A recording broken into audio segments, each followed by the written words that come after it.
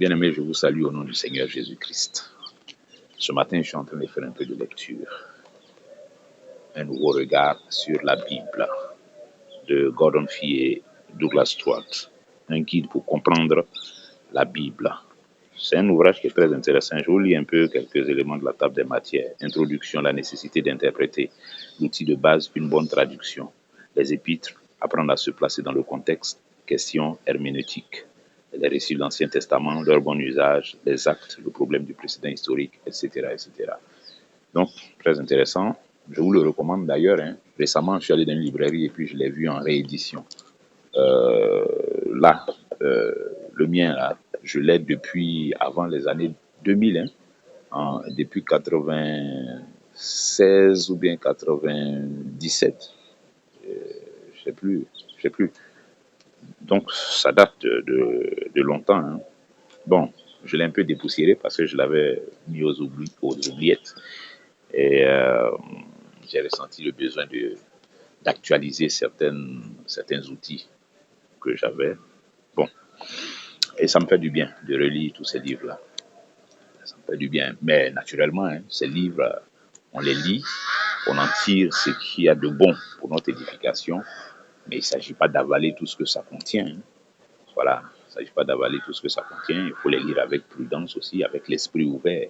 Avec l'esprit ouvert. C'est ça que je trouve intéressant avec la foi chrétienne. Ce n'est pas une foi fanatique, une foi dans laquelle, je dis, on fait abstraction de toute intelligence. Non, l'intelligence, là, c'est Dieu qui nous a donné ça. Et s'il nous a donné, c'est parce que c'est bon. Voilà. C'est pas que, ça dit cette façon qu'on a, que je trouve maladroite même, d'opposer systématiquement intelligence et foi. Je trouve que c'est maladroit parce que ce n'est pas juste. Ce n'est pas juste. C'est comme si la foi, du moins, c'est comme si l'intelligence était quelque chose de mauvais, quelque chose dont il faut se méfier, voilà. Non, l'intelligence, ça fait partie des outils que Dieu nous a donnés. Ça fait partie des choses dont nous sommes dotés. Et puis d'ailleurs, l'intelligence, c'est l'un des éléments qui nous distingue du reste de la création. L'intelligence que Dieu nous a donnée là. Je parle de l'intelligence naturelle, même pas par rapport à la foi. L'intelligence naturelle, ça fait partie des éléments qui nous placent au-dessus de toute la création. Donc c'est quelque chose d'important. Ça a son utilité dans notre vie et ça a son utilité dans notre rapport avec le Créateur qui nous en a dotés. Ça a son utilité. Voilà, donc il ne faut pas cracher là-dessus de façon systématique. Et puis, bon, en même temps, je ne suis pas en train de dire que les choses de Dieu, c'est par l'intelligence qu'on les connaît. Non, c'est pas ce que je dis. J'essaie que vous comprenez ce que je suis en train de dire là, à moins que vous soyez tatillon en train de chercher la petite bête. C'est ça que j'aime dans la foi chrétienne. Donc, je disais, c'est pas une foi fanatique, comme quelque chose qu'on peut imposer, quoi. C'est-à-dire, et même un père ne peut pas imposer la foi chrétienne à ses enfants. Il ne peut pas.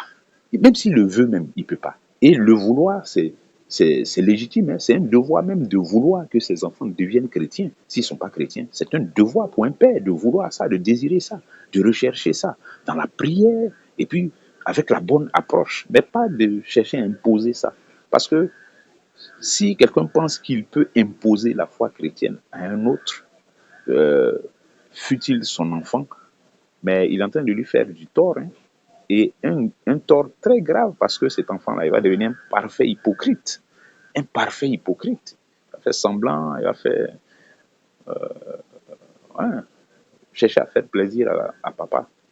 Ça ne sera pas de marcher de façon authentique dans une relation vraie. Or, le Dieu dont nous parlons là, on l'adore en esprit et en vérité. Il y a la vérité dans la façon dont on l'adore. Il y a la vérité dedans. Donc, la foi d'un autre qui veut me contraindre là ne peut pas être la béquille sur laquelle je vais m'appuyer pour prétendre entrer dans la foi en Christ. Non, c'est dans une démarche individuelle. La foi en Christ, là, c'est une démarche individuelle. La foi, disent les Écritures, vient de ce qu'on entend, et ce qu'on entend vient de la parole de Christ. Qui entend? Quelqu'un ne peut pas entendre pour un autre. C'est chacun qui entend, avec ses propres oreilles, avec son propre esprit, son propre entendement. C'est chacun qui entend.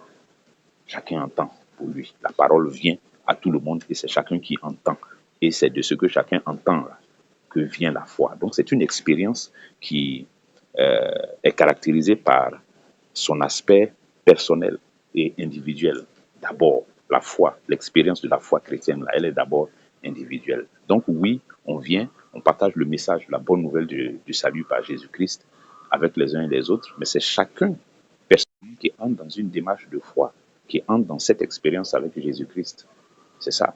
C'est dans ça que se fait la conversion. C'est ça, la conversion authentique, la véritable conversion. Elle s'inscrit dans une démarche personnelle, une démarche intime, dans cette intimité-là. C'est là-bas que ça se passe. Le Seigneur Jésus, pendant tout son temps sur terre ici, à aucun moment il n'a pris les gens par la peau du cou pour les trimballer.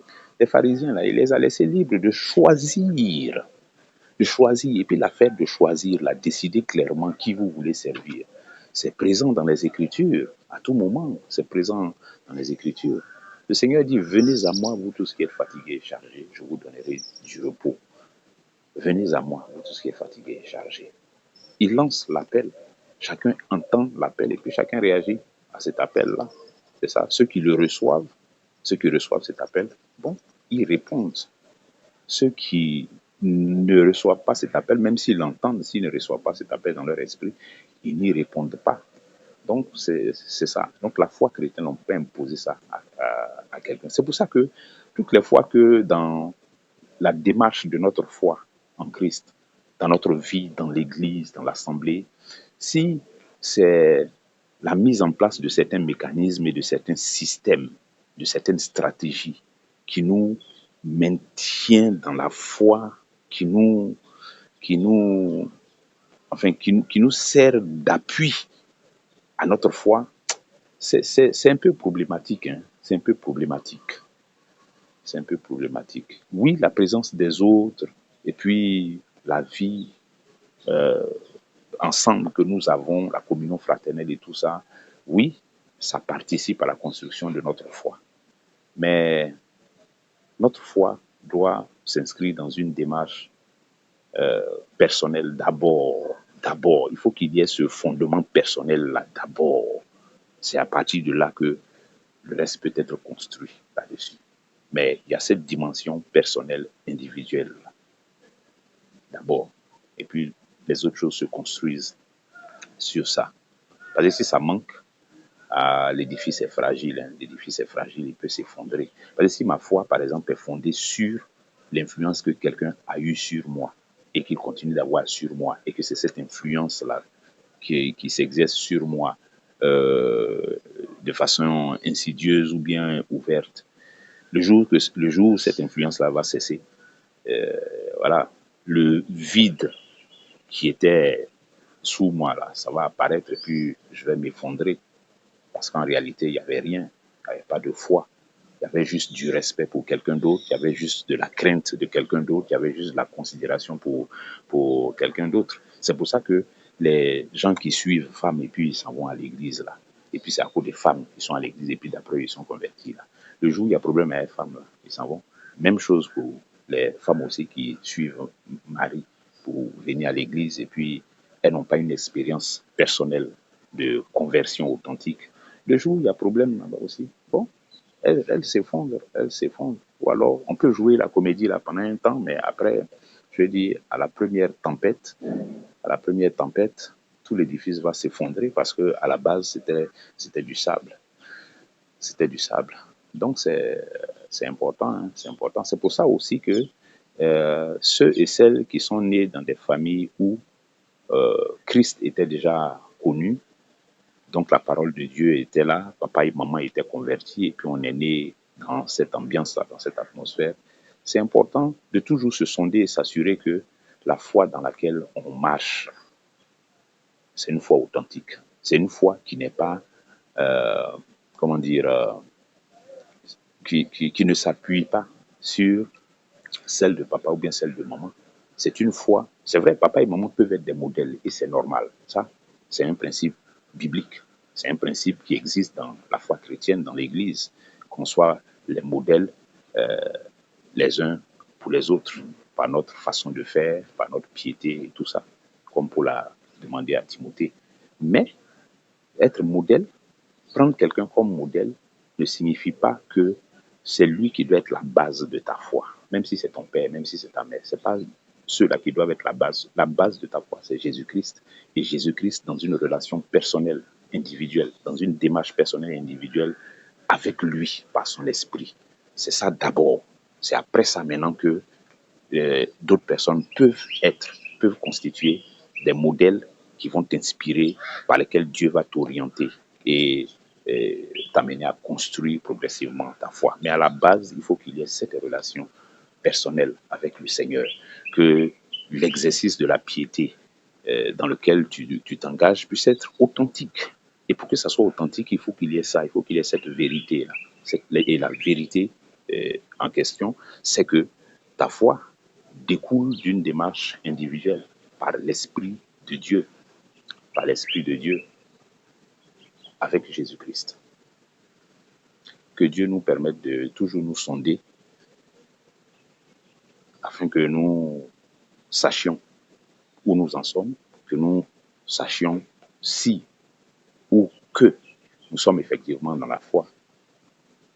Et s'il y a un souci, s'il y a un problème quelque part, vraiment, qu'il nous donne la sagesse et puis le discernement pour être éclairé et puis rattraper ce qui est à rattraper par son esprit. Et puis bon, revenir à des choses vraies, authentiques.